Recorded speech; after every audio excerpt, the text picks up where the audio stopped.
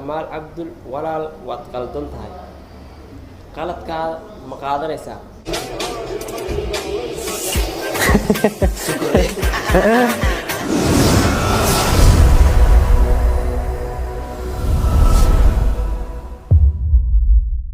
salaamullaahi calaykum asxaabteyda waa idin salaamay sida u dhantiin muuqaalkeena maanta wuxuu ku saabsan yahay aan kala dhaxgalno walaalaheen labadan dhalinyaro oo walaalaheena ah oo Darisle Cabdi iyo ninka lagu magacaabo Kamaal Cabdul oo dagaal culus oo hadda ay ka bilaaween baraha bulshada marka koowaad waxaan leeyahay Kamaal Cabdul walaal waad qaldan tahay qaladkaada ma qaadanaysaa waxaan rabnaa inaan kala dhaxgalno dhalinyaradaas waxaa idin leeyahay asxaabteeda channelka haddaad ka cusub tahay subscribe noo saar like-taada waa codsi fikirkaada hoos noogula wadaag waa mahadsantihiin ku soo dhawaada barnaamijkii oo faahfaahsan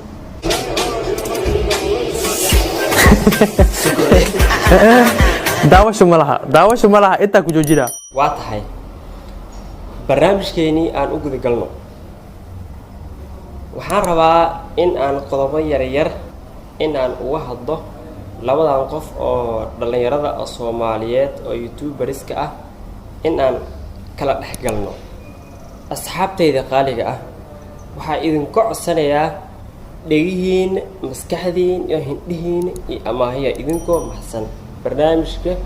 la socda si wanaagsan oo la soo u fiirsateen adduunyadan kale dadka caanka ah asxaabtooda ama dadkooda waxay ku madadaaliyaan qosol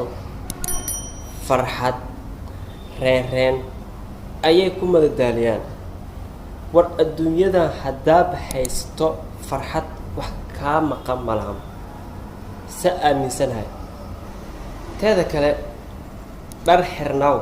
ama ha xirnaanin lacag yeelo ama ha yeelanin adduunyadan haddaa haysatid farxad wax kaa maqan malahan xitaa iska dhaafi adduunyadan waxay u dagaalamaan sidii farxad ay u heli lahayd halka ummadeena Soomaaliyeed ama bulshadeena Soomaaliyeed na daawanayso indha adeeg fartaagtaag isqa qabsi iyo dagaal aan ku furayno anaga waraa wiil Soomaali uu joogo oo Soomaali aad og tahay in ay tahay xaaladeeda allow sahal ayuu waxaa kaa soo raadsanayaa in uu ku daawado si uu farxad u heli lahaa markaas adigana waxaad u bedelaysaa istaqabsi qajajac wax aan loo joogin ayaad ugu bedelaysaa saaxiib aniga waxaan ahay wiil dhalinyaro ah oo maskaxdiisu ay tahay 100 gram man u dulqaadan karo waxyaabahan amal aad ku dhaqmaysiin waana iga waajib in aan ka hadlo asxaabteeda ma beenba waa may marka waxaan rabaa inaan dhexgalo dhalinyarada Kamaalo waad qaldan tahay walaal qaali qaladkaada ma qaadanaysaa qof maanta hadduu ku cishto adim cishmaysaa waad qaldan tahay saaxiib waxaan arkaynaa in aad dagaal aad bilaawayso inta soo daawatay Kamaal Cabdul videogiisa waan ila aragteen taasi lagama baahno waayo waxaa kugu xiran dad u dhow ama dad gaaraya 400 oo kun ayaa kugu xiran taasna inaad samayso khalad ayay kugu tahay saaxiib dadku waxay kaaga baahan yihiin inaad dhiirigeliso inaad u dhoola cadayso inaad qofkii qaldan aad dhahdo waad qaldan tahay in aad bulshadaada aad madadaaliso ay kaaga baahan yihiin saaxiib haddaan ku wada jirno social media waxaan dadka u nahay indho marka asxaabteyda qaaliga ah waxaan idin sheegayaa ninkan dhalinyarada ah uu ka qaldan yahay ayaan rabaa idin sheego videogan ila daawada hal mar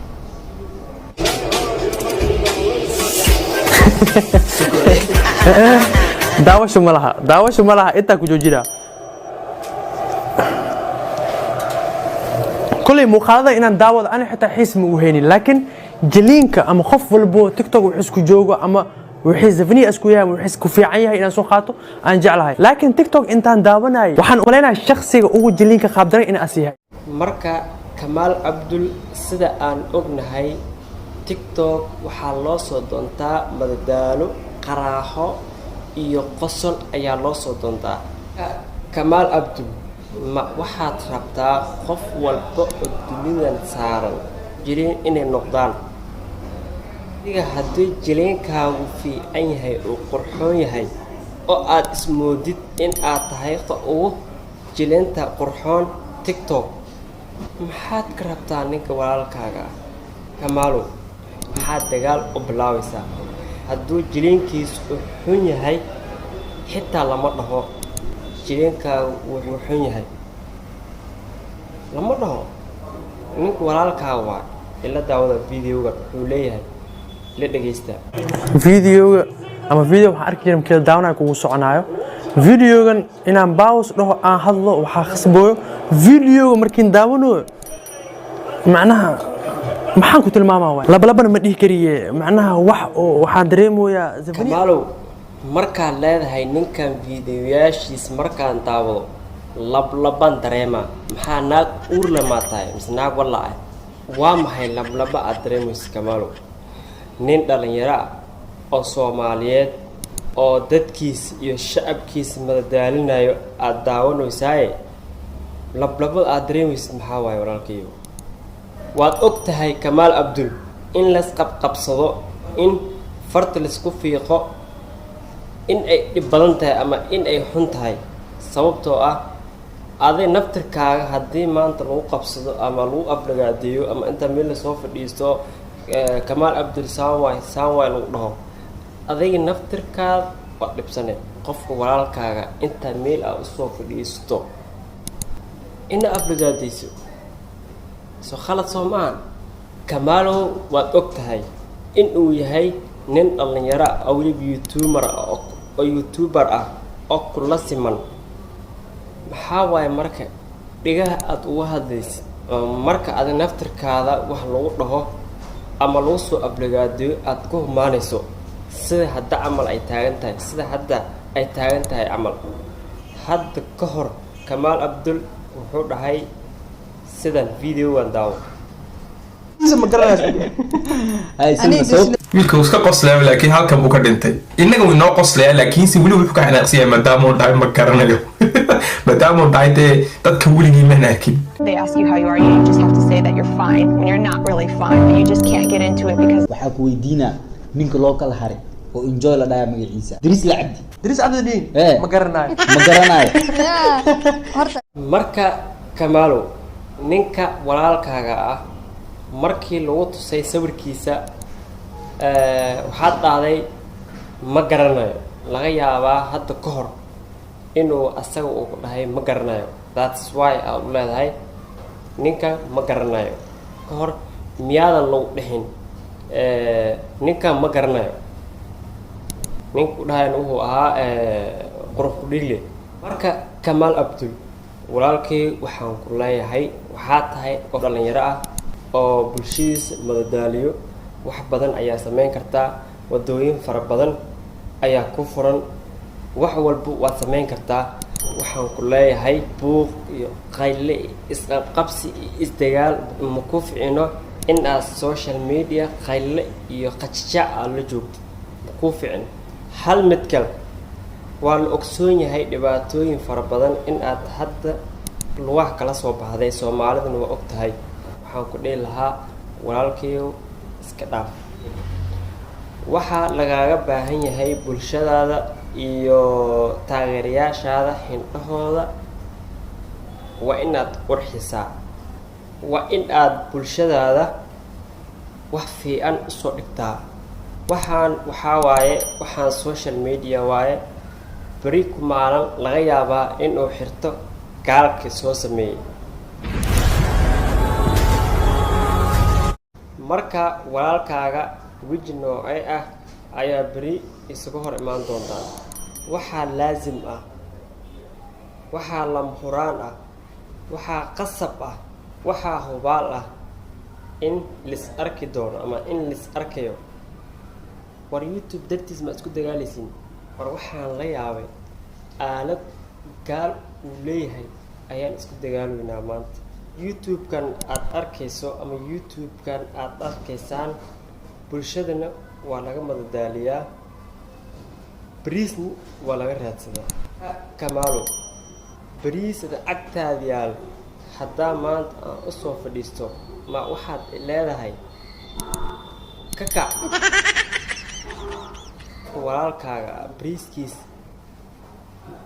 maxaa cariir u gelinay, maxaa uga ceersane, maxaa hadda dagaalka u bilaabay, maxaad ka rabtaa? walaalkaa waaye. war imise qof ayaa marxalad ku jirto, imise qof ayaa marxalad ku jirta oo maanta adiga farxad aa kaa soo dooranayso aa ku daawanayso. waa hadalkayga u dambeeya wuxuu yahay waa inaad dulqaad muujisaa, waa in aad isqabsigaan dagaalkan aad yaraysaa, waa inaad bulshadaada iyo dadka aad madadaalinayso kugu xiran waa inaad ka fikirtaa. saasaan kugula talin lahaa. Soomaalida waxay dhahdaa qof gardaran weligiis ku guulaysto. barnaamijkii aan ku falanqeynaynin ama barnaamijkii aan ugu dhexdhexaadinaynin walaalaheena Darisle Abdi iyo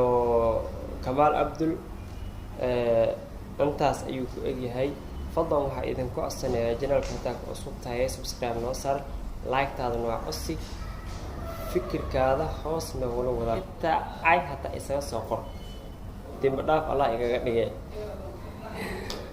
waxaa idin leeyahay waa mahadsantihiin.